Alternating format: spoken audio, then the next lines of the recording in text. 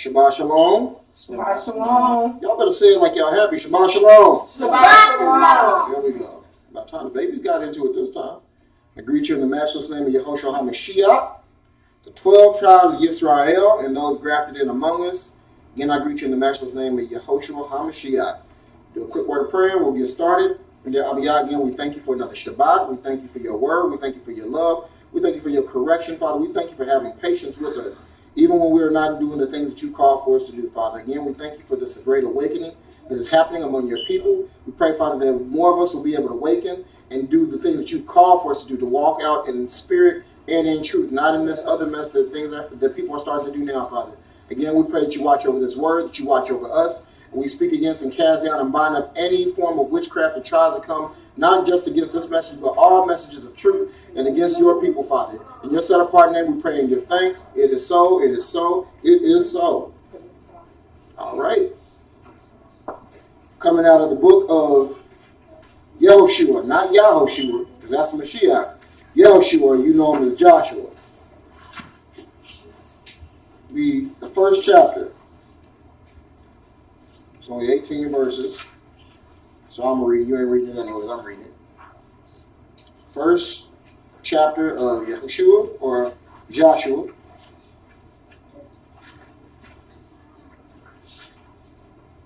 And it reads, "And it came to be, after the death of Moshe, the servant of Yahweh, that Yahweh spoke to Yehoshua, son of Nun, the assistant of Moshe, saying, Moshe, my servant, is dead.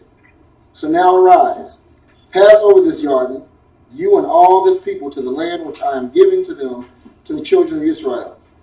Every place on which the sole of your foot treads I have given you, as I spoke to Moshe, from the wilderness and this Lebanon, even as far as the great river, the river Euphrates, all the land of the Hittites, and to the great sea toward the going down of the sun is your border. No man is going to stand before you all the days of your life. As I was with Moshe, so am I with you. I do not fail you nor forsake you. Be strong and courageous, for you are to let this people inherit the land which I swore to their fathers to give them. Only be strong and very courageous to guard, to do all according to the Torah which Moshe my servant commanded you. Do not turn from it right or left, so that you act wisely wherever you go. Do not let the book of the Torah depart from your mouth, but you shall meditate on it day and night, so that you guard to do according to all that is written in it. For then you shall make your way prosperous and act wisely. Have I not commanded you? Be strong and courageous. Do not be afraid, nor be discouraged, for Yahweh your Elohim is with you wherever you go. And Yehoshua commanded the officers of the people, saying, Pass through the midst of the camp, and command the people, saying, Prepare food for yourselves. For within 3 days you are passing over this Jordan, to go in to possess the land which Yahweh your Elohim is giving you to possess. And actually, I'll just stop right there. We'll paraphrase the other 7 verses, excuse me. So we'll just end with verse 11 for now. But you got the premise, right? Moving forward, the title of this message is Moving Forward. Moving forward. We see that Moshe has died, and now Yehoshua has been charged with leading the children of Israel into their promise. We see that Yehoshua, which means Yah is salvation, the son of Nun, and Nun actually means perpetual increase. So not only is he showing that he's basically the depiction of Yah's salvation, or Yahoshua the Mashiach, but his father's name means perpetual increase. This has been established by Yah to lead the people. He is told that everywhere the sole of his foot touches, Yah has given that to him, and we saw that in verse 3. Yehoshua is then told that no man will be able to stand before/against him as long as he lives. Now, even though Yah told him this, remember there was a little small mishap, right? When it came to I, or Ai. And that only happened because there was disobedience in the camp with Achan. And guess what tribe Achan was from? Yehuda. When Yah said the things that you're taking from this place, that's set apart to me. Nobody taking it is under the ban. Anybody that touches it will be cursed. Brothers went out and said, we're just going to take a small amount of Israelites because Ai, it's not that big of a city. We can go ahead and take it. And got their butts whooped. They've been terrorizing everybody, terrifying everybody. and now they got their first butt whooping. Why? Because of disobedience. So it wasn't Yah that lied, but they didn't follow his guidelines, which was what? Obedience. Obey my Torah, obey my word. And so what? Some men got killed that wouldn't have to get killed. Then Achan, when they come to find out that he was the one that stole, not only did he get it, but his whole family, all his good, everything got stoned and burned. So again, obedience is better than sacrifice. So again, Yah still didn't lie to Yahushua. He said, any place that you put the sole of your foot, any place that you step at, I'm giving that to you. All I need you to do is obey me and obey my word. Notice that the previous generation, whom Yahushua, and Caleb were a part of, had to die out and miss seeing the promised land because of their disobedience. Now, how would you feel? You were there when you were in bondage in Israel, right? Mm-hmm. See the salvation of Yah. You see him doing all these miraculous things. You get out into the wilderness. You go through the sea. Mm-hmm. Yah's giving you manna, you still complaining. He gives you quail, you still complaining. He gives you water, still complaining. Moshe's been up there too long. Make us a God, still complaining. All these different things, and Yah is still dealing with you. But y'all should know, you get tired of stuff, don't you? Mm-hmm. You get tired when you have to continue to repeat yourself and keep on telling somebody what to do, right? Mm-hmm. And so when you get tired, you say, you know what, I'm done. Have any of y'all ever been that way? Yes. I'm done. So it's one thing for you to be done, but it's another thing for Yah to be done. And again, when it's at a disobedience, yes. They constantly tried Yah, again, complaining, doing whatever they wanted to do and trying it or miraband it up. They were also the ones, this old generation was also the ones that was going to parent the new generation that we see in Yehoshua or Joshua, that they're about to go into the promised land. The older generation didn't get to because, again, they were disobedient, always on that mess. But who was the ones that was going to teach this newer generation? The older one. So you can assume that, and we see later on what happened with them is that even though they got to go into the promise, some of them old habits went with them because, again, who taught them? Them same disobedient, stiff-necked, stubborn people that was always what? Trying it. When you look at us today, don't you see the same premise happening as we're getting ready to repeat history again? Because there is going to be an Exodus. Exodus part 2. Final Exodus. That's why, as you're seeing, we're starting to wake up. What are the enemy doing? They're trying to suppress it. Because they read the scripture. They know the scripture more than a lot of us do. And the thing is, they realize once we leave, it's really going bad. It's going to go bad to get into where they finally decide, you know what, we don't want to hold on to them anymore. Let them go. And so when we get out into the wilderness, what's going to happen? We're going to have some people that's going to try it again too, ain't we? And so what do we have to do? We have to make sure that we are like Yehoshua's and like Caleb's and like the newer generation that's coming and doing what? Being obedient and doing what he wants us to do so that what? We can go into the land. You want to go into the land? Yeah. I do. The children, y'all want to go into a good land? Yes. All right, well, say it with your chest. Yes. And so in order for us to get there, what do we have to do? We must be obedient. My generation, I'm talking about my generation for a little bit. My generation basically is the Yehoshua or Joshua representatives that we have been called to train and lead. Now, some of us will, and the others going to basically die out with the older generation because they will be disobedient. This is why the enemy / system has waged war so much on my generation. You know, the late 70s and the 80s were real bad. I've seen the apex of gang fighting. You know, all these gangs with all these lost lives. And you got your Bloods, you got your Crips, you got your Four Corner Hustlers, you got your Mickey Cobras, you know, you got your Vice Lords, GDs, Black Disciples. You got all these different groups. You know, you got your Latin King, you got all that stuff. And that was at the apex. They're not dying as much as they were doing during my time. You know, I was at the time when people were getting killed over some Jordans or some other type of shoes that was out. Getting killed over starter jackets. And starter jackets ain't even around no more. Maybe you might say it was a collector's item, but it's not like what it used to be. And it wasn't worth somebody losing their life, a brother or sister losing their life over. I was around to see what drugs did, how drugs changed our community in one night. Crack comes in. Everything is messed up. Mothers selling their babies for a hit of crack. Family members killing family members over crack. I've seen basically the welfare system get worse. I've seen people just lose their minds. That's my generation. And the whole point of them doing that to my generation was because we were the ones that were going to teach this generation that's here now. Who's the parents of this generation that we got acting a plum fool? My generation. And why are they like that? Because what they did to my generation to keep us silent, to keep us dull. They couldn't. The enemy wanted to kill all of us off. The enemy tried to kill me before I got out my mom's womb, and then when I got my mom's womb, he really been after me ever since. The enemy tried to kill my wife while she was in her mother's womb and when she came out. We've been fighting just to get out. We've been fighting ever since we've been out. Because what, again, we were supposed to be the teachers. We were supposed to be the Joshua and Yehoshua representatives for this generation to bring them in what? To the promised land. So, of course, I'm going to fight the people that's supposed to teach it. And then what do?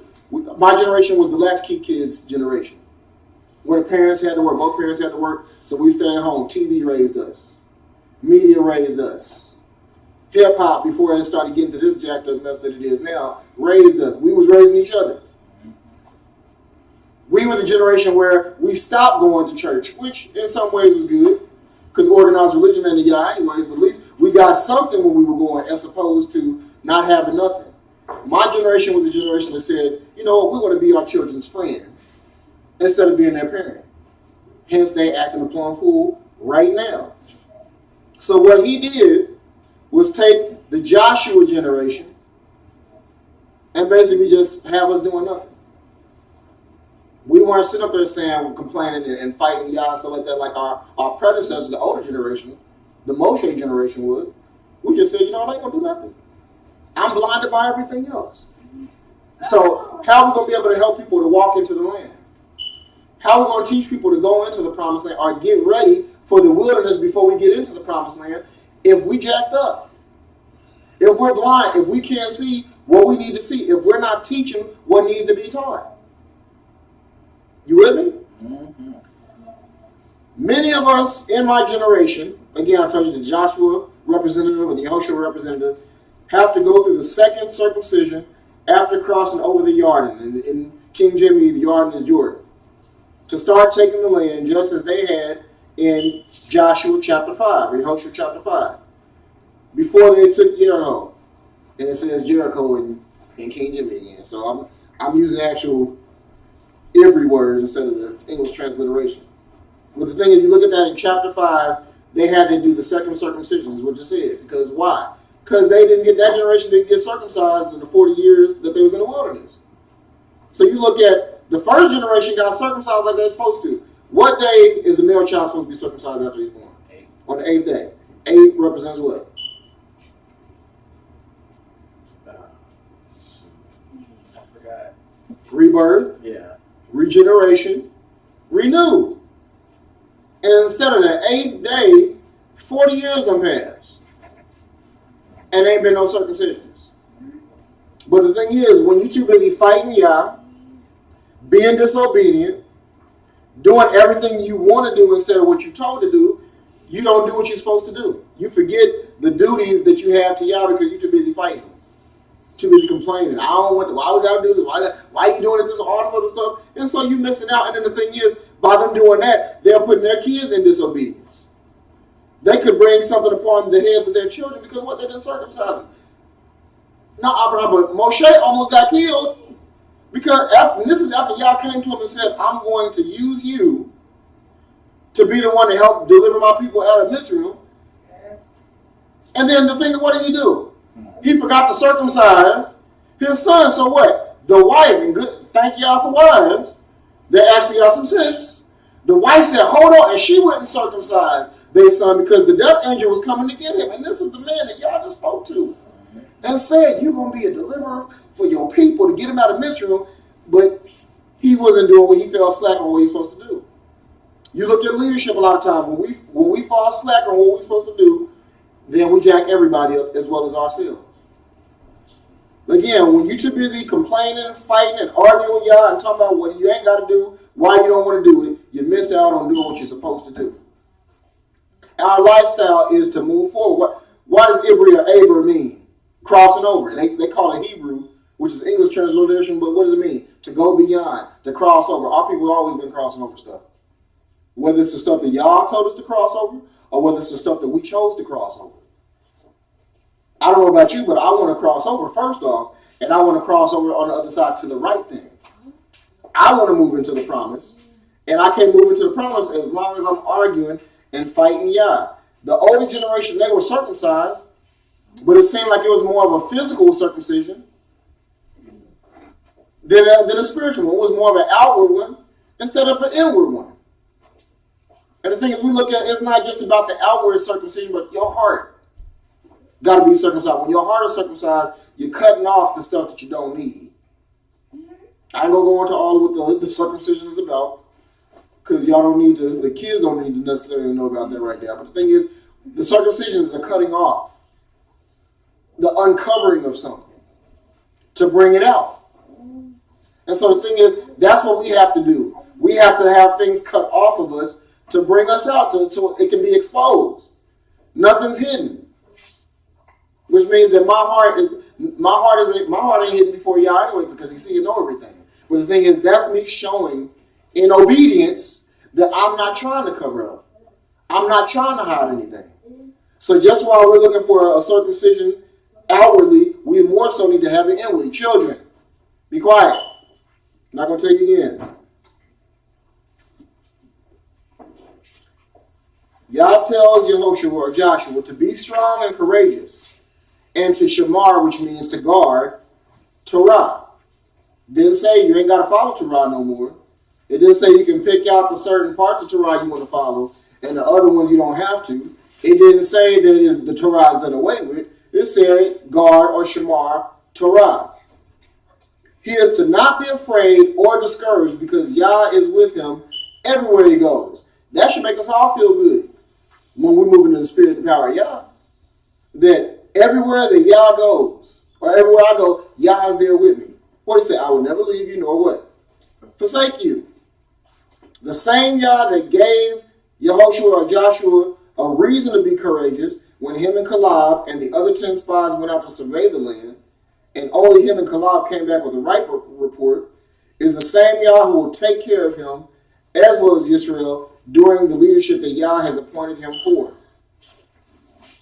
So the same Yah that you trusted in and believed, when you saw them giants, the sons of Anak, the Nephilim, is the same Yah that you need to trust and be courageous in when you're about to cross over to the land. We have been and will be risen up during this critical time, and we are also called to be courageous and to not be discouraged, even by the sight of the many things that are going on around us and against us. Who's tired of seeing our people get shot up? And the murderers, cops, and all those other people that basically is our murderers, they get away with it. The justice system gets away with being unjust toward us. Who's tired of seeing us be redlined with the living and the housing, all the other different things? Being the tail instead of the head that we were called to be. Who's tired of seeing all this stuff happening to us? We're in Jacob's trouble. We're going to be coming out of it soon, and everybody else, we're starting to see that everybody else is starting to get in trouble. But the thing is, look, it's going to get hotter. Just like with our ancestors in the first Mitzrayim, it got hotter before they got put out. Yah made it so hot on them, but also He started making it hot on the oppressors, and so they started seeing the oppressors get the heat, and they stopped getting it. And then the oppressors kicked them out, but they didn't kick them out empty-handed. What do they always tell us to do? Go back to Africa. Go back here. Well, if you don't like it in this country, then go back. It's like, you put yourself in my shoes. You be oppressed and have all this stuff happen to you. Mm-hmm. How you going to tell me to go, I built this place. My ancestors built it. We built this place. You ain't do nothing but just sit there and get fat off of what we did. If you want me to leave, give me what's mine. If I work for you and you promised that you were going to give me payment and you never pay me, where do you think I'm going to go? I'm going to stay right there till you pay what you owe. Y'all looks funny like y'all gonna give me what y'all owe me, one way or another. We in captivity because what? We didn't pay what we owe. We didn't give what? Our heart. We didn't give ourselves. We hoard ourselves out to everything else. Prostitute ourselves. So they'll say, go back. Go back over there like we didn't bring ourselves here. Our disobedience did through y'all, but the thing is, y'all don't want to put us on them ships.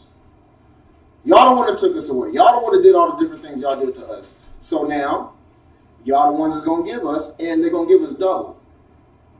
Just like our ancestors got the fat of the land and spoiled them, those of us that endured is getting ready to lead this place, we're going to do the same thing to this country. And that's another reason why they're mad. They know. Let the imposters keep on taking gold and money from all these nations because all they're doing is just collecting our money. Because they got to give it back. But who do you think is going to get that out of Israel? Those that are obedient. Those that guard or shamar Torah. Not those that say, I'm going to do what I want to do. And you just going to have to accept that. Because what would you do if your child told you that? You'd probably go off. You probably work that sucker over and make them wish. And so the thing is, we look at, in order to be risen up, you got to prove yourself. You got to prove that you should be risen. The problem is with a lot of us Israelites is that we read in the scriptures and we know what it says, but we're not doing what he calls for us to do to receive it. We got to get out of it. We're talking about the land is mine. I'm going to have the land. We're going to have this. We're going to have all this and all that. You got to see if you even going to go. If you're being disobedient, you think you're going to get anything? You ain't going to get anything that you want. The children in here tell you, when you're disobedient, the adults can say it too. When you're disobedient, what happened? It ain't going to be good for you. You ain't going to like it. And the only way you can move forward is by being what? Obedient. Again, obedience is better than sacrifice. Thank you. We can't be discouraged. We can't be dismayed by all the things we see because, again, I still got to keep on moving. If I stay there, it's going to get me. If I stay there, it's going to kill me. If I stay there, I'll never move forward to what Yah wants me to have, and I'm going to stay stuck in perpetual sin, stuck in perpetual anger, bitterness, hurt, all these other different things that I don't want. We must realize, as I realized throughout the years, I started saying years ago, everywhere that I put my foot, this is part of Yah's kingdom. And because I'm a part of Yah, it's mine too. I started believing that years ago. I was probably in my early 20s. And I believe that everywhere I walk, that belonged to Yah, that belonged to the kingdom. And because my foot is there, he's giving me control over that. He's giving me dominion over that. He gives me authority over that. And if I can say it then, I can say it now. All of us can say it. The scripture said, it's just what I read in Joshua and Joshua. What do you tell them? Everywhere the sole, the bottom of my foot, the moment the bottom of my foot touches that, is mine. Now I ain't telling y'all to run out and just go walk in somebody's house and be like, this is mine because I walked in it. Let me put my feet in this car. This new car I like, it's mine now because I put my foot there. No, you got to be in obedience. When you move in the power of obedience, then you have authority. Then you can have the things that Yah has for you. But if not, you ain't going to get nothing but heartache and pain and a butt whooping. And Yah can whoop you without ever touching you. I know about that. Somebody in here know about it. Yah is with us wherever we go. Again, that's for those that are walking in the power of obedience. And we are to do what he has called us to do. Trust me, when you are moving in the power of Yah, you will not only command attention, but you will also get attention. You're going to get the attention of your enemies, physical and spiritual. That's why I told y'all last Shabbat, and I told y'all, I fortified a lot of times, the demons know my name. And they're not saying it out of boasting, but the thing is, you look at with Shaul, I believe, Bar, or it might have been Shaul and Silas. Remember those 7 sons of Sceva I told you about, talking about in the scripture? They decided that, hey, we're going to use this power, and we're going to cast out these demons out of this person. They didn't have the power of Yah in them. They weren't moving in the Ruach HaKodesh. And so what did that demon say to him? Shaul I know. Yahushua and Mashiach I know. And the other people that's moving in the power, yeah, I know. But who are you? And so the thing that goes to show is when you actually are moving in the power of obedience and moving in Yah's power, you will command the attention. One of our members now caught some heat. She got the attention because what? She started praying. And she was praying what? In obedience, in the power of obedience. And when she did that, they took notice because they started seeing things happening. The only way that you get attention is when you actually doing the right thing that Yah wants you to do. That's when you start getting your enemy's attention. I command attention now because you see me taking stuff from you. I command attention now because you see I'm moving in power. You know, as we start really doing what we're supposed to do as a nation, the government's really going to have to start really paying attention to us because what? Even though we're still in a broken state, we're still captive, these jokers are taking notice. They ain't paying attention to them jokers that's on the street corners because they put them out there. Right. Those are agents. Mm-hmm. They ain't paying attention to these snake oil preachers and all these other people because they know that they ain't walking in the power of Yah. Right. They're watching me.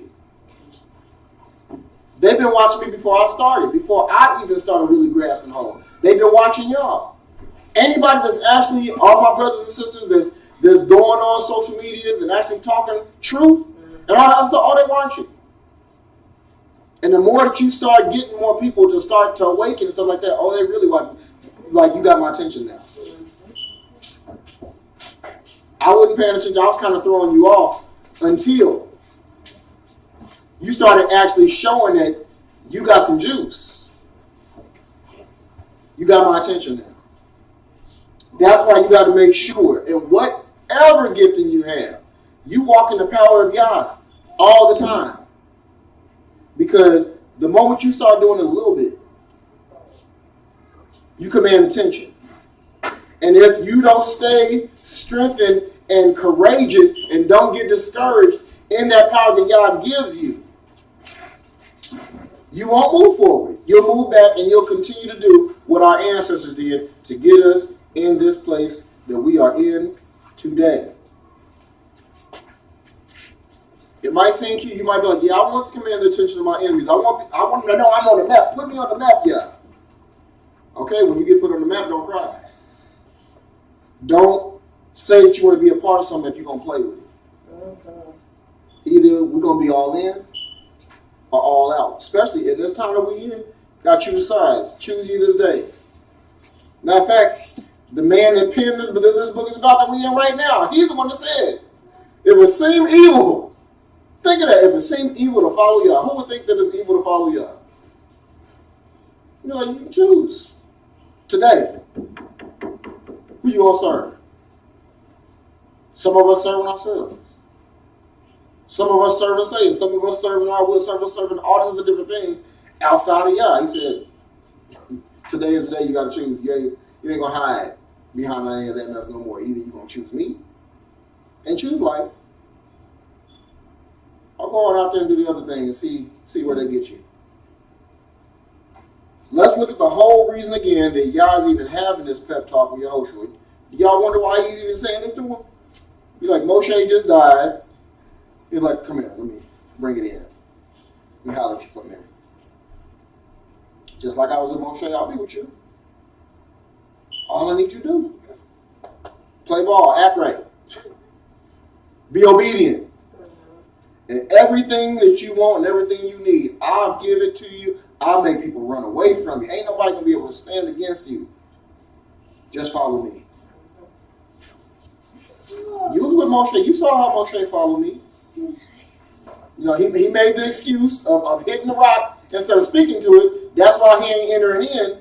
That's why you the one that's got to do this. But if you just follow, Moshe still follow. If you just do that. So I was like, well, why are you giving this pep talk? He saw it. Well, let's look at the reason why he had to give him this pep talk. Again, remember the old guard, which is representative of Moshe and all the ones that kept on trying him, they had died out during the 40 years in Bamidbar, which is Hebrew or Hebrew for in the wilderness. That's why instead of calling it numbers like the Gentiles did and made the book Numbers. It was Bamidbar, which means in the wilderness. They call it Numbers because they talk about census or numbers, all that other stuff. Like, no, it's about being in the wilderness. Where we going to when we get out of this place. Notice that they doubted Yah. The older generation doubted him. The older generation tried him repeatedly. The older generation disobeyed him even while they're in the wilderness. You got to be stiff-necked. You in the wilderness, he done brought you out and got you out in this desert place, and you still gonna try him? The one that fed you? The one that let them air sandals not go out even though you walked around in circles for 40 years and your sandals still didn't go out? Right. Even in your stiff-neckedness, he still loved you enough. He's like, I ain't gonna have him walking without some sandals on. And they still didn't even look at that. They still didn't even look at how he cared for them. Still doubted. Still got discouraged. That's why he's telling Yehoshua, don't be discouraged. Have courage. Instead of being able to go into the promised land, what they do? Stay out in the wilderness. Do y'all want to stay in the desert? No. Especially when you know that there's a better place. There's a promised land flowing with milk and honey. I won't be out here with these daggone scorpions and snakes. All this other, I want to see some grass. I want to see some water. I want to see some animal. I want to have a land that I can call mine. You know how good it feels to have something that you own? You ain't got to keep making payments on it. It's like, this is mine. Mine, yes.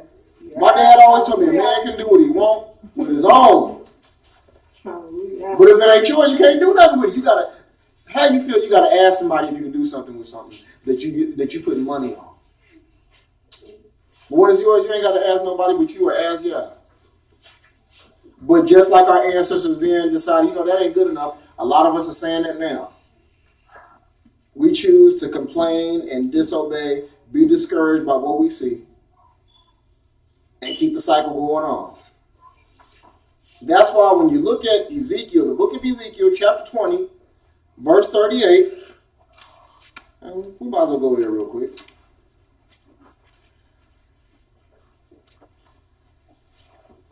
Ezekiel 20. Ezekiel 20. Verse 38. What you say, verse 38? You say, and purge the rebels from among you, and those who transgress against me from the land where they sojourn, I bring them out, but they shall not come into the land of Israel, and you shall know that I am Yahweh. Actually, let's go to verse 35 first. And I shall bring you into the wilderness of the peoples, and shall enter into judgment with you face to face there, as I entered into judgment with your fathers in the wilderness of the land of Mitzrayim. So I shall enter into judgment with you, declares the Master Yahweh. And I shall make you pass under the rod, and shall bring you into the bond of the covenant, and purge the rebels from among you, and those who transgress against me. From the land where they sojourn, I bring them out, but they shall not come into the land of Israel, and you shall know that I am Yahweh. And this was during the time, if you look at that whole chapter 20 of Ezekiel. But in the verses previous to that, he was talking about how the ancestors tried him the first time, after they got out of Mitzrayim in the wilderness, after the food. Talking about how we was always trying. Then he alluded to where we're going to try them again, and where we're going to get put into the captivities and scattered all across the world.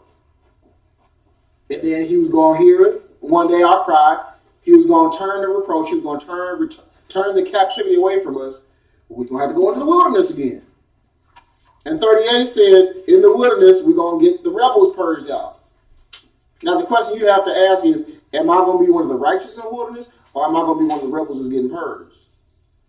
Jokers on the street corners hollering and saying all types of stuff that ain't righteous and ain't a Yah, rebels. Mm-hmm. Jokers that's in leadership, all those different things that's trying to hide in congregations, all that other stuff. Rebels. People that's speaking against the Torah, against the law. Rebels. People saying, oh, you only got to do this, you only got to do that. Rebels. Anybody that is being disobedient to what this here says, rebels. So they will be what? Purged. They will be taken from among us. The wilderness is a trying time. The wilderness is to try you, is to test you. Again, they was in the wilderness how many years? And what does 40 signify or represent? Trial, tribulation. Yehoshua fasted how many days and nights? 40. Ezekiel, the prophet, stayed on one side for 40 days and 40 nights. Moshe, when he was on the mountain, the first time when he got the tablets of witness, he was up there 40 days, 40 nights. What is again? Trial, test, tribulation. It was a trial, test, and tribulation for all of Israel as a whole, because all of Israel walked for 40 years. But the thing is, the old generation died out, and the young generation was the ones that was able to walk into the promise. You with me? Mm-hmm. Just make sure that you ain't trying them. Not in the way that he said, don't try me. But he said, try me. He said, try to see that I will do good. And just see that I got the power that I say I have and that I'll do for you what I say. Not try, I want to see if he's going to do this. He's saying, you got a bad child. Don't do that. They do it anyway. They try you. You keep on talking to them. They still keep doing it. There's nothing else to do but what? Bring down judgment. Yes. Because if you don't bring down judgment, what do you think is going to happen? They're going to get worse. They're going to keep on trying. And then they're not going to honor. They're not going to reverence. He had to get on us. Because just like bad kid, what are we? Yisrael's bad kid. Yehuda. Bad. He said, we the ones that's praised. We the one where the royal scepter will never leave us. But the thing is, look, we get beside ourselves. We some of the most stubborn, stiff-necked, ain't gonna do type people. But I still love my people. I love my tribe, but we gotta tell the truth. When you look in Bamidbar, chapter 13, or Numbers chapter 13, write it down. And that's something that y'all need to look at.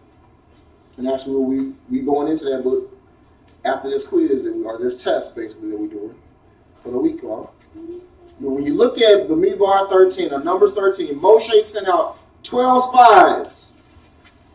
12 represents authority, right? Yah's government also represents 12 tribes of Israel. And these 12 spies were representatives for the tribes to survey the land. Now, y'all should know it. Maybe y'all don't know, since I haven't gotten over to that with y'all yet. But only 2 of them came back with the right report.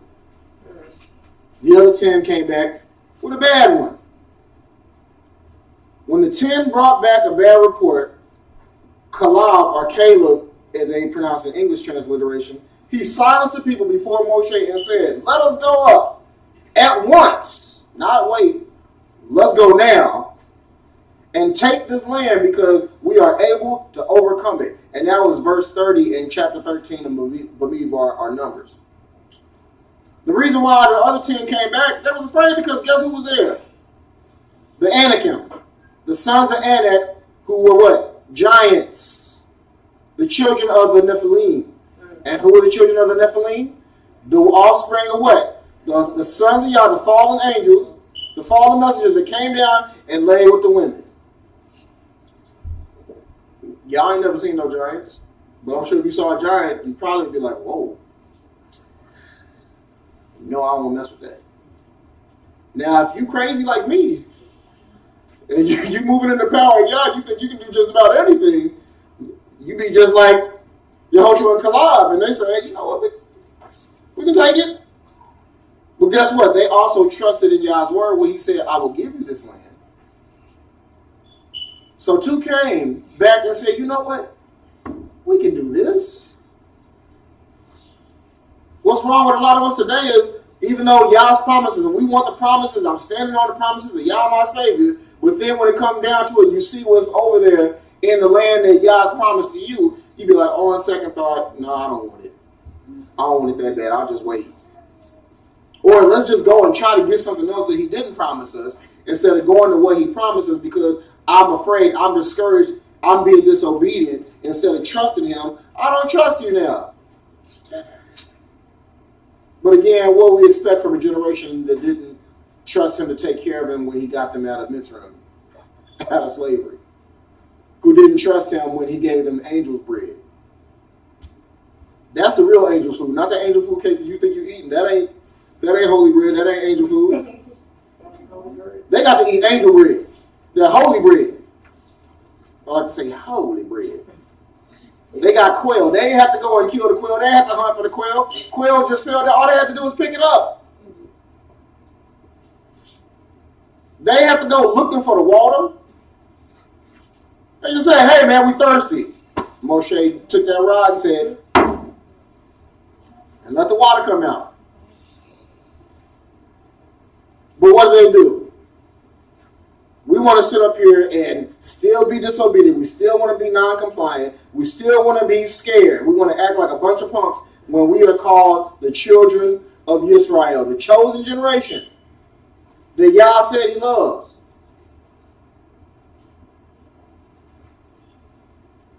Y'all ever watch Star Wars? Yeah, a long time. Y'all remember the character Darth Vader? Yes. What was Darth Vader's name before he turned into Darth Vader? Anakin. Anakin Skywalker. It sounds close to Anakim, but also sounds close to Anak, which were giants. These jokers know this scripture. They always find ways to put stuff in here and just make it fantasy, and people don't catch what's going on. Because what? Darth Vader ended up being a giant among all those people with all the power, all the other stuff he had. Plus, what was he? He ended up going to what? The dark side. He was always going to have it in him to do it anyway. They're showing it in the script. We're afraid of the dark things, even though we're called children of light. The dark is afraid of the light. So that looks stupid and foolish for someone that's a child of light to be afraid of darkness. I don't care how big and how bad it looks. King Dawid was a young lad, fought a lion and a bear. Got so close that he grabbed both of them things by the beard. You got to be real close. Grabbed him by the beard without fear. Because he knew Yah was with him, and he said, I got to protect my father's sheep. Again, showing Yahoshua, HaMashiach, that was also a representation of what he did for us. He grabbed death by the beard after he was crucified and got up. But before he got up, what was he doing? He was taking the sting out of death, taking the victory, taking the keys from hell. People don't have to be afraid of death anymore because who controls it anyway? Who got power over it? And shows us that we have power over it. That's why we are told what? To be courageous. Be strong in Yah. Just like he told Yehoshua, Joshua, and just like he told Israel as a whole. They didn't want to do it. We're afraid because of giants. I want my promised land. I don't know about you. And then I also like in chapter 14, 22 of Bamidbar Numbers, I like when Yah he talks. Yes, I said Yah instead of when Yah talks. I said that. He told Moshe, they have tried me 10 times and disobeyed me. And that was the final straw that kept the old generation out of the promised land. Because that 10th time, what does the number 10 represent? Law. Law. Responsibility to the law. 10 times they tried it. He's like 9 times, I was trying to be good to him, but the 10th time, they didn't keep with their responsibility to the law. They didn't adhere to my laws that I gave them. So now, and this is after Moshe and cried, because Yah was saying at that time, I'm going to kill him. Remember, how many times was Yah and Moshe having this back and forth? Yah like, you know what? These jokers, this tribe, I'm about to kill all of them. I'm just going to start fresh with you. Moshe, oh Father, Holy Father, laying it on thick. If you do this, then all the people that surround all these nations, because the nation's watching. Yeah. Everybody's seeing. Mm-hmm. Just like what they're doing right now. Then the people will look and laugh, and they'll come against and say that, you didn't have the juice, and that's why you just killed all of them because you didn't have the power to do it, and yada, yada, yada. And so I was like, okay, I ain't going to kill them. But what they're not going to do is cross over into that land. They tried me not 1, not 2, not 3, not 4, not 5, not 6, not 7, not 8, but what? 10 times. They ain't going into the land. Now when we look at Yah made provisions for those who followed him and who would train and lead others into relationship with him by allowing Yehoshua or Joshua and Caleb or Caleb, as you know it, to go with the younger generation. Yehoshua was a Israelite from the tribe of Ephraim. But was Caleb a Israelite? Oh man, y'all can teach this thing with me tonight? Caleb or Caleb, was he an Israelite? Yes or no? Or say I don't know if you don't know. All right, well, I'm glad. When you look at Bereshit chapter 36 or Genesis chapter 36, it talks about one of the sons of Esau, Uncle Esau. And the first son, his firstborn son's name was Eliphaz, who was the father of Kenaz, who was over the Kenizzites, excuse me. The Kenizzites are Edomites. They were the branches of Edomites. Caleb, who is the son of Yefuneh, was an Edomite. What? Caleb, who we talk about so much in the scriptures and revere, Caleb was what? An Edomite? Oh my gosh. And guess what tribe he represented? As one of the 12 tribes of Israel, one of the 12 spies. Guess whose tribe he represented? Ours, Yehuda. And he was an Edomite. When you look in the script in Numbers chapter 13, it was talking about the different tribes, starting with Reuben, because Uncle Reuben, he was the firstborn. And you're looking, now notice that Uncle Louis, he didn't have a representative because what? Yah was their portion. And so you look at it, it said, Caleb, the son of Yefuneh. And when you look who Yefuneh was, you start going down, you find out Edomite. I know some of these brothers probably peeing all over themselves right now with anger. I just said. And that's Numbers chapter 13, verse 6. It will be 13, verse 6. Mark that or write that down. Along with Yehoshua or Joshua, the Ephraimite. Then when you look at Caleb, his nephew Othniel, a son of Kenaz, a Kenizzite, which of course again is still an Edomite, ended up being one of the judges of Israel in the book of Judges.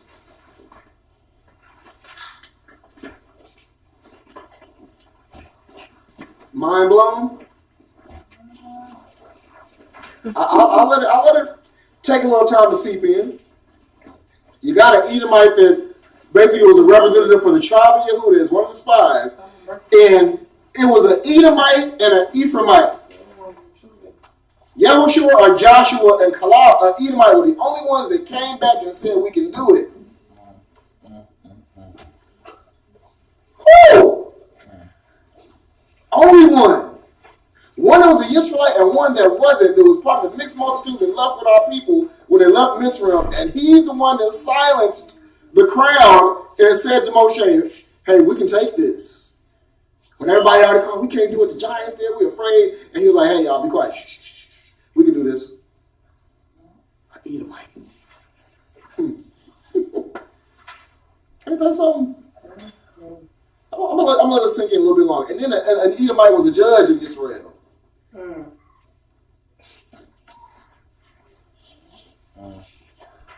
Again, I wonder how these Yehudim that hate Edomites, I wonder how they talk to feel right now. They probably like, oh, that ain't true. Like, we'll find this book. Yeah. I told you where it's at. Do some research. So I just sit up there and holler and parroting what everybody else says. That's right. Besides, we are also told not to what? Not to hate an Edomite. Because what? He is our brother. And guess what that said? Devarim 23 and 7 or Deuteronomy 23 and 7. And the end of that verse also says, do not hate a Mitzrayim or Egyptian because we were a stranger way in their land. Don't hate an Edomite.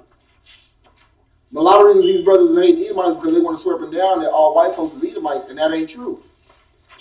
Edom was real slick. He's among the Saudi Arabians. That's why out of all the Arab nations, they don't ever go with the other Arabs. They're their own people. Guess what? They are kinfolk to those that stole our identity, the Khazars. You know if it's Jewish people. There are some Europeans, some Caucasians, excuse me, that do have Edomite blood. There's Saudi Arabia, there's Arabs that have Edomite blood. There's Hamites that have Edomite blood. Edom mingle. So we can't just pinpoint one group and be like, it's them. I don't care how much you hate them Millies for what they did to us. All of them Edom, they still gonna get their part for what they did. But again, he said, don't hate an Edomite, which is a son or child of Esau, because what? Esau is our uncle. Because we come from what? We're the seed of Jacob, right?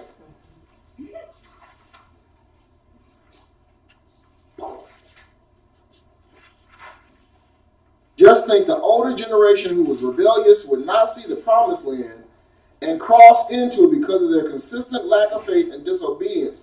But the young ones who they thought would be victims will take the land. And that's in Devarim or Deuteronomy 1, verse 39. They thought that their children was going to be victims. And their children are the one that's going to go in victory to take the land. And not only are their children going to go into the land, but guess what? Some Edomites is going into the land. And guess what? Some of the Edomites is going to get an inheritance of land. Y'all remember about Caleb? What did he do? He took a mountain that had giants on it. He was a giant killer, just like Israel, because we've always been giant killers. He was a giant killer. At 80 years old, this man took a mountain with a whole bunch of giants, got his inheritance. And then his nephew, Othniel, who ended up being one of the judges, Caleb said, okay, I'm past the fighting age. There's this other bit of land. These Israelites acting all scary. They don't want to take it because of who's there. So I will offer my daughter to whoever takes this land. And Othniel said, oh, my cousin looking good to me. Mm-hmm. Don't worry, uncle. Mm-hmm.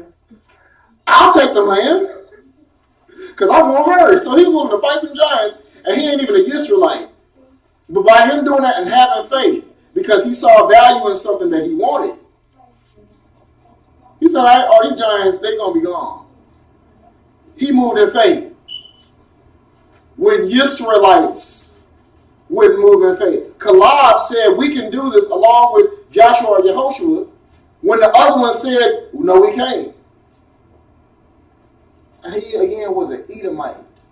He was not a child of the promise. Israel is. But he got his inheritance because what? He had faith, he had courage, he trusted Yah. Now that should make you feel some kind of way. You know, because we get mad when we see the Gentiles having the things that we were supposed to have, but we gave up. And I ain't talking about the ones that just got it just because, but I'm talking about the ones that actually move in power. When you actually see a Gentile that has spiritual power, they can lay hands on somebody and heal them. When they're able to evict demons out of somebody that's inhabiting the person's body, when they're able to do all these different things that y'all said y'all are supposed to do, when they're out there teaching and preaching and giving people Torah, again, what do y'all say? I'm going to make you jealous. Let me give it to them. It was for you, but I'm going to let them have some of it now. You might not have wanted something until you saw somebody else have it, and all of a sudden now you want it. You was a kid, you weren't playing with that toy. That was your least favorite toy. You start playing with the new ones. But then when somebody else comes, I want that. That's mine. And then now all of a sudden you want to play with it because somebody else has it. They did not want to trust y'all. They got discouraged. And what did he tell them starting off? Don't be discouraged. So we will have people that will receive an inheritance. They ain't taking our inheritance. It's not going to diminish. And his inheritance, he got 2 cities. And that didn't diminish Israel as a whole. We still had our stuff. But because this Edomite trusted and had faith in our Abiyah, Yah made provisions for him. So which also goes to show that those that are considered grafted in, the adopted brothers and sisters that are Gentiles that ain't us, they're able to have provisions made for them. Torah actually makes provisions. That's why we ain't got to work. When I said that Yah didn't die, the Yahushua didn't die for them, he didn't. He said it. I came for who? Only the lost sheep or what? But for God so loved the world, yeah. The world is his children. Because his children mean the world to him. It ain't taken away from y'all. If y'all follow Yah and do what you're supposed to do, you will get an inheritance. You ain't getting ours, but you'll have something. There's provisions made for you if you obey. But we're too busy worrying about what everybody else is going to get instead of making sure we get what we want or what we're supposed to have. Watch out, that Edomite that you so angry with might be the one to get something and you don't. And they ain't going to say, that's right on that. They ain't going to say nothing on that one. It'd be heresy. It isn't coincidental that Kalab, and it's Hebrew number 3612 in Strong's if you want to look it up. Of course, it's better if you even look it up in the ancient Hebrew lexicon, or Hebrew lexicon. 3612, Kalab means forceful. And guess what Kalab comes from? It comes from the word Kalab, number 3611, Hebrew number 3611. And guess what Kalab means? It means dog. Dogs, to yelp / attack, and it also is a euphemism for a male prostitute / homosexual. Kalab, which means forceful, comes from the word, I'm saying it again, Kaleb, which again means dog. Dogs, yelp, attack, and it's also a euphemism for a male prostitute or a homosexual. The male prostitutes was those dudes that were basically the temple prostitutes for these fallen deities, these false gods. Face down.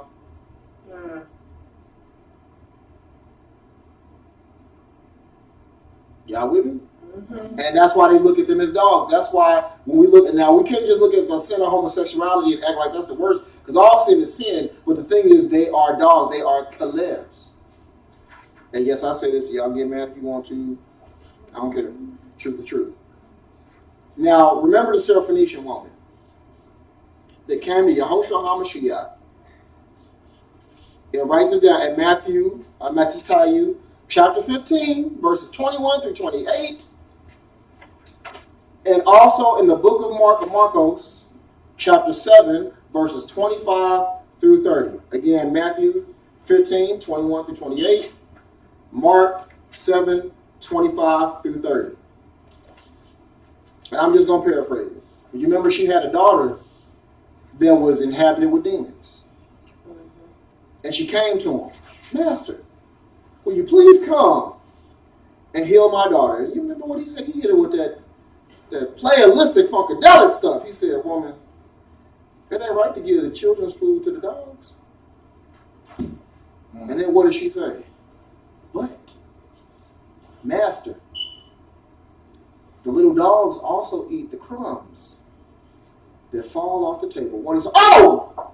Shut your mouth. Woman, there ain't no greater faith in all of Israel. Go home, woman. Your child is healed. I know that's right. She is healed. Hallelujah. That's faith. She was of the old Canaanite land. There's known, the Greeks called it Phoenicia, which is basically between Sur or Tyre and Sidon, which is modern day Lebanon today. Yes, that's part of our land. Part of the tribe of Naphtali had it, and then the other part, the tribe of Asher had some of it too. That's part of our land that they over there fighting about. And notice Lebanon and Beirut been having a whole bunch of issues since like 60s and 70s on up to now, which prophecy said it was going to be a place of blood. And it's been just that. Because what they did to us. But she was from that land. So she was basically of the old Canaanite blood. And guess who loved to mess with Canaanites or Canaanites? Uncle Esau. Uncle Esau loved them some Canaanite women. So the Syrophoenician people have Canaanite / Edomite blood. So then that would mean that this Syrophoenician woman had Edomite blood in her as well. Now, again, remember what I told you Caleb means, right? Means dog. Means dogs. Yehoshua knew what he was doing when he said what he said to her. He tested her and she knew the history. Because what did he say? It ain't right for me to give Yisrael. Because when he said the children's bed, what he was talking about was Yisrael. us. It's not right for me to give my lost people's stuff to y'all. But because she knew the history, and I believe she might have been somewhere down the line a descendant of Caleb. And she said, but the dogs, or the Caleb, the people that came from Caleb, they were able to get inheritance with Yisrael because what? They had faith. They were persistent. They trusted. That's why we need to know the history. We can't just read stuff and just, because there's deeper stuff. And the thing is, she knew, but hardly any of us know. That's why we have to look at the names. We have to look at the history. We got to trace things back. That's why they changed the names. That's why they changed our name. That's why they try to take us away from stuff so we don't get to the meat of these different things. He wasn't saying that you are necessarily a dog, but he said you came from Caleb. And the name Caleb comes from Caleb again, which means dog. Dogs.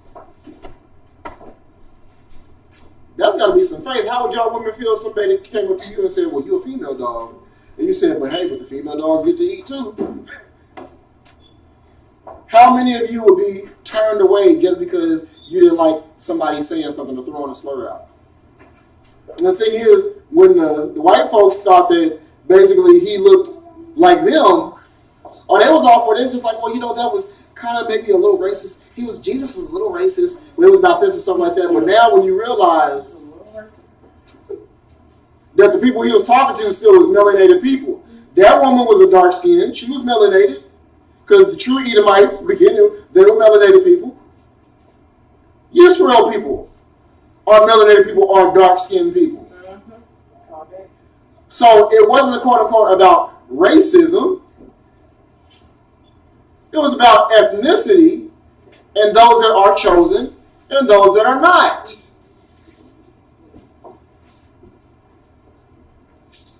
But now when they see that, they stay upset because now we're waking up and we know what it's about and it ain't nothing about them. Or if it would, then basically they would be in the position of the dogs. And how you think somebody that don't have no melanin feels to know that they will be considered the dog and you will be considered the child whose food that they trying to take. Is that another mind-blowing moment? But are you with me? Is this good to y'all? It's good to me. We're almost done. We're almost done. Just wanted to add that in there. So again, that shows that Edomites can receive an inheritance among the children of Israel. That people that are not of Yisrael blood, what do you think the grafted in people are? Adopted. They are not of our bloodline, but again, they also receive an inheritance. They ain't gonna get what we getting. They haven't gone what we've gone through. But the thing is, sometimes I've realized, even when I was in the military, sometimes the jokers that weren't my people will fight just as hard for me, or harder sometimes, than my own. People like that will be able to get an inheritance. And it's sad. We're doing all this fighting, quote unquote, who we think is Edom, and we still hurting each other. Oh, but we're going to make it into the kingdom. We're going to get our inheritance. We already picked out the slaves we're going to have and all this other mess. Because we didn't guard this. We didn't obey this. We didn't follow this. And so them type of people was the ones that's going to be got in the wilderness and purged out. But just think about that Syrophoenician. Now you know what bloodline that Syrophoenician woman was of. And now hopefully you got a more of an understanding of what he was saying and where it came from. Everything you need is in the book. So now that y'all aware, I hope that does something to you. Now we look at back in the book of Joshua, or Yehoshua, verse 11. Remember, the children are told to ready themselves, the children of Israel are told to ready themselves because in 3 days, what does 3 represent? What does 3 signify?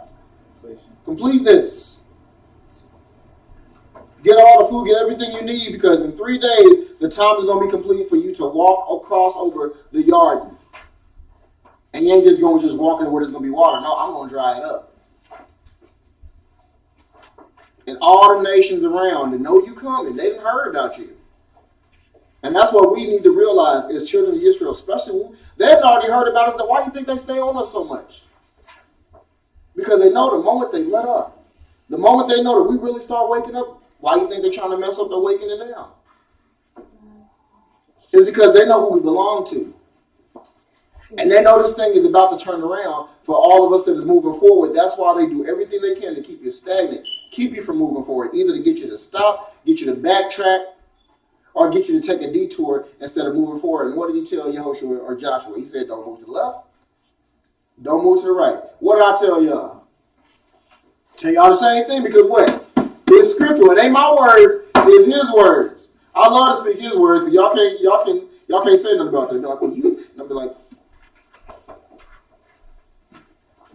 2 5-word sentences that me and my wife always say to y'all is what? Did you Pray about it. And What's the scripture saying? oh, okay, y'all remember it. So as long as you guard or keep a shamar, this, you can't go wrong. And when you follow this, you ain't gonna be disobedient. No. It's hard to be disobedient if you live in this. Mm-hmm.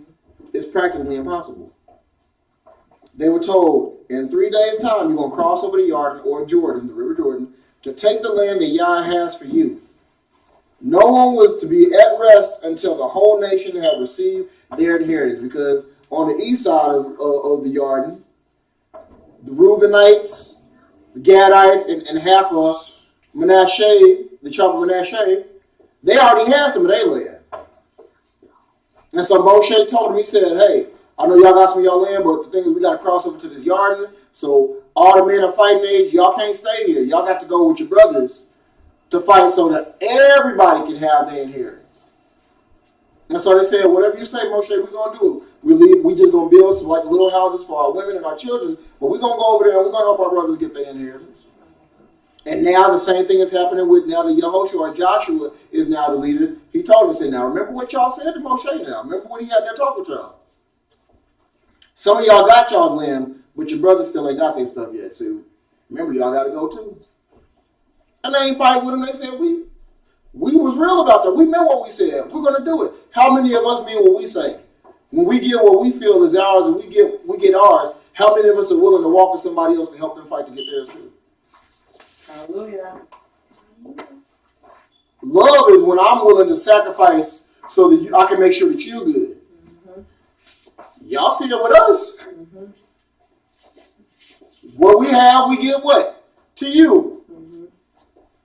So that you learn to do that. So you learn to give to. That's what real family is.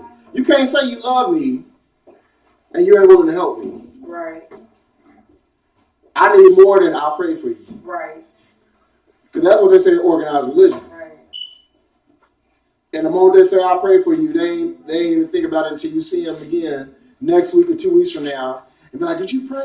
Or they see it, be like, oh, now they remember, so they're going to lie to you. Like, oh, yeah, I was praying for you, and I keep on praying for you. Like, you ain't prayed one time, not one. Word. Not one. You don't love me when you don't help me. What do y'all say? You don't love me if you don't do what? Keep my what? Commandment. You don't follow. You disobey me. How you going to say you love me? I don't know about y'all, but when I was a kid and I got my butt tore up, I swore up and down my parents didn't love me because they hurt me, not realizing that the reason I got hurt was because I was disobedient. And then the thing is, if I felt like they hurt me by punishing me, how much more were they hurt because they had to do it? How much more were they hurt because I disobeyed their word when they told me, if you obey me, the good of the land. If you disobey me, I got to get you. So who's the one that should really be hurt? The one that disobeyed or the one that got disobeyed? Y'all didn't do anything for them to disobey him. Y'all never did anything for them to complain and not trust him.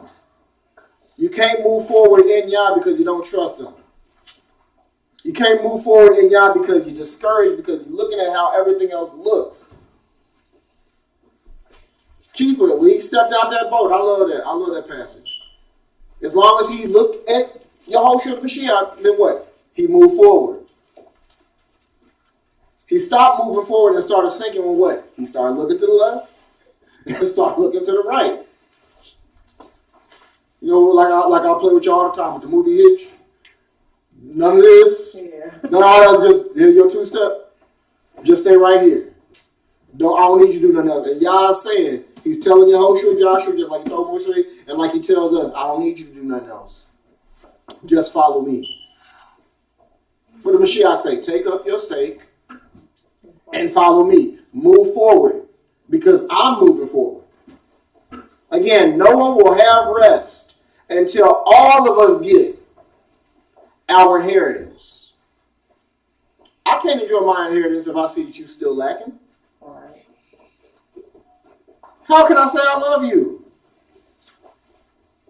Again, it said, remember in verse 13, we didn't read it. Remember the word which Moshe's servant of Yahweh commanded you, saying, Yahweh your Elohim is giving you rest, and he shall give you this land. Let your wives and your little ones and your livestock stay in the land which Moshe gave you beyond the Jordan. But you men of fighting age, shall pass before your brothers in fives, all your brave fighters, and shall help them. Y'all remember what 5 represents? Grace. Grace, favor. So be gracious. Send your graciousness and your favor, sets of favor, to help your brother or your brethren to get what's theirs. Because we can have a party when all of us got something, right? Right. You know, at least back in the day when I was coming up in the hood, we weren't all hating on each other like they started to do now. When you actually had your boys, your posse, your crew, everybody was eating. Nobody was eating if everybody wasn't eating. Everybody had their chains. Everybody had their J's. Everybody had their starter jackets. Everybody had the nice fitted outfits. Everybody had their gold. Nice caps, glasses, and all that other stuff. Everybody had something. Nobody looked like they was lacking. Because what? We were like, even when we was doing wrong, I want all my homies to eat. I want my block to eat. Now, you don't even want the people that's in the same house as you to eat. Now we want to eat everything. I watched you the other day when I told my wife, y'all eat. I'll find a way to take care of myself. To make sure there was enough for everybody else. And I saw you look kind of crazy and you kind of smiled because he's like, oh. And I know what was going through your mind. But the thing is, as leaders, we have to be willing to make sure that the whole house, and I ain't just talking about the literal house, but everybody that's with you, everybody that's under you, got to make sure that everybody is able to get a piece of quote-unquote inheritance. Everybody's able to get a piece of something. Then when everybody has a piece, then you can have some. And the thing is, you're able to fend for yourself because what? You're the leader. We as Yisrael are able to fend for ourselves when we're moving in the power of Yah, but we got to take care of other people. He said, go ye therefore, which means, again, move forward to every place. Yes, we got to go to our people first to wake them up so we can have more people go and help everybody. But the thing is, we got to go to everybody. No matter how much you're mad at the Gentiles. I'm mad at them too. But I ain't mad enough to disobey Yah. And then the thing is, when I'm really honest with myself, I still have to take responsibility for my part and why I'm where I am today. And we weren't there when our ancestors disobeyed. But you sure giving them a run for their money now. Right. Right. It's more than just not eating no poke meat, not pork, poke meat. It's more than dressing modestly. It's more than, knowing what the script says. You got to live what the script says. You got to make sure that you not eating unclean meats in the physical, but you also got to make sure you ain't eating unclean in the spiritual. We ain't having conversations that we shouldn't be having. We ain't having thoughts that we shouldn't be having. We ain't being disobedient to this here book. We're not going in our own way. But we're doing what Mishle or Proverbs 3 say, in all thy ways. And he shall do what? Direct our path. Trust in Yah with all your heart. Lean not to your own understanding. When I'm leaning to my own understanding, I ain't going to obey because I'm listening to the voices in my head. I'm listening to everything else but Yah. And you think that the devil wants you to move forward? No, because the moment you move forward, you start getting what Yah has for you. You really ain't trying to listen to him. Then you be like, why am I going to go to that shack when I got this castle? There ain't no way you can make that shack look, you can be dazzling and all that. You can pimp it out all you want to. But I can't move down from that. When I'm in a castle, unless what? I get blinded. My brother said, when people cheat, what? They don't cheat up, they cheat down. When you look at the person that cheated, when you sit up there, it's like, you should at least let them look better, than, at least let it be an upgrade, or at least at the same level. But when you did that for real, come on, Leroy. Come on, Jamisha, really? That's what you did? And how do you think Yah feels? He's like, y'all, all you have to do is obey me. I'm in covenant with you. And how many times I got a pep talk? You say, be courageous. Don't get discouraged. Follow me. I will be with you. Every place you step foot at is yours. How you go from that to captivity? Captivity don't look good to me. That's probably for the people that's in the BDSM and all that. They like that. They like being chained up and tied and all that stuff. That ain't what's hot. I don't know about you, but I like my freedom. Just saying. And then the thing is, he ends this chapter the way that Yah began it with him, which is saying, be courageous, don't be discouraged, follow Torah, follow his ways, follow his will. And then what happens in the end? The people told Yehoshua or Joshua, verse 17, according to all that we obeyed Moshe, so we obey you. Only let Yahweh your Elohim be with you as he was with Moshe. Whoever rebels against your mouth and does not obey your words in all that you command him is put to death. Only be strong and courageous.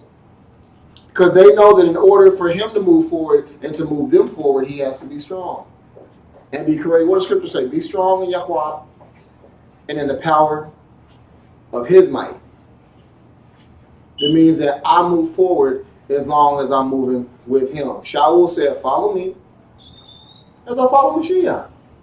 Again, moving forward. Go ye therefore. Moving forward. Follow Torah. Love Torah. If you love me, you will shamar or keep what? My commandments. Love your neighbor as yourself. That's moving forward. Not looking at the things which are behind me, but looking at the things which are before me. I press toward the mark for the high calling. Moving what? Forward. In order for us to get what Yah has for us in this next stage, we must move forward. Either we're going to go into the land, or we ain't. I'm going. I don't know about y'all. But as for me and my house, we going. There's Goshens being planted all over the place. There's a reason why we're doing this. We got to move forward. We got to get away from all this other mess because it's coming.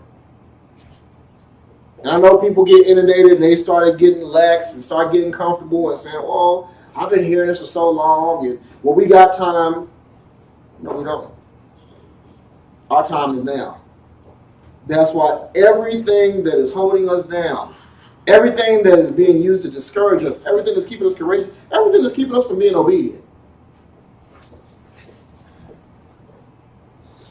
got to let it go and follow this, or you're going to be purged in the wilderness. Tell my nephew, what the reason that you was in that place, what did you have to write down?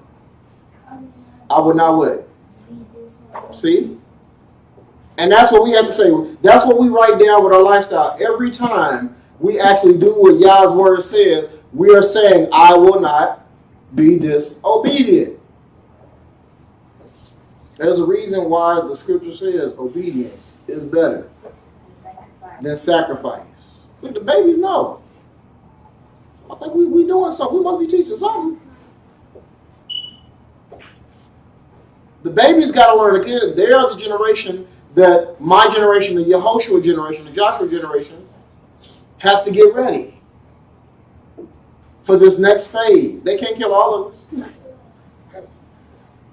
They're looking for all the deliverers now, but they can't get them. And those of us that's out there and letting it be known who we are, they can't do nothing to us. I'd have been dead a long time ago if that was the case. When it's my time, praise God. But until then, serve Him. Obey Him. Move forward in Him. Who want peace? Who want rest? Who want to have the good of the land? This land that we all here in this country ain't going to be here too much longer, based on what the script says. I ain't saying that it's going to be destroyed the next 2 weeks or the next 2 years or something like that. But it's about to get real. More real than it's ever been. Your enemies know it.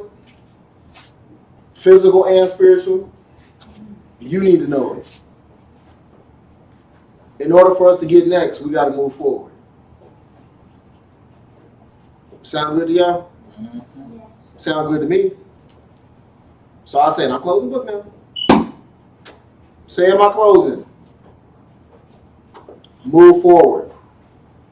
Israel, we must move forward. As you see throughout Scripture, move forward. Now the question, y'all know I always ask questions. The question is, will you be left behind, or will you be moving forward as well? Because we going. Just ask yourself. Even I want y'all to ask yourself: Am I going to be left behind? Do I want to be left behind, or do I want to move forward? See, No. out about the babes. They said they don't want to be left behind. No. It ain't cool to get left behind, is it? No. Somebody else get to go to a theme park, get to go outside and play, get to have some cake and ice cream, to have all the other different things, and you don't get to go. Who like going to Chuck E. Cheese? That's for the babies right now. And y'all on TV land, y'all can see this too. Look, the babies like going to Chuck E. Cheese. I'm going to. And the thing is, how you feel if you don't get to go? Everybody else going, but you get left behind because what? You was disobedient. Yeah. Wouldn't be a good feeling. So just think that's what's going to happen to those of us that don't obey y'all and don't do what He says. You're going to be left behind. And I ain't talking about that rapture mess, but we know that ain't real. That's that other stuff that the Gentiles came up with. Some little girl swore up and down, and she had a vision of the rapture, and the monk, I forget what the monk's name was. I can't think of the monk's name right now. But he's listening to her and saying, okay, well, we're just going to do this. When you look at the Bible, does the Bible say anything about the rapture? What the scripture does talk about is two that's in the field, one taking, the other one left. Two that's on the roof, one taking, the other one left. But the thing is, it also said in the days of Noah, that's where it's going to be again. Who are the people that was left behind in that instance? Right. The righteous. But they want to turn it around and make you think that if you left behind, you was unrighteous. Probably is just another way to trick you, to get you to try to curse Yah or something like that, or possibly blaspheme the Ruach so you can end up going where they going. Judgment is real. The rapture ain't. That's a Greek word anyways. In Hebrew or Eve or Hebrew, whatever you want to call it, we don't have a word for the rapture. That ain't our stuff, because we know. We know what's real. Either move forward or get left. And get judged. Shalom. Shalom.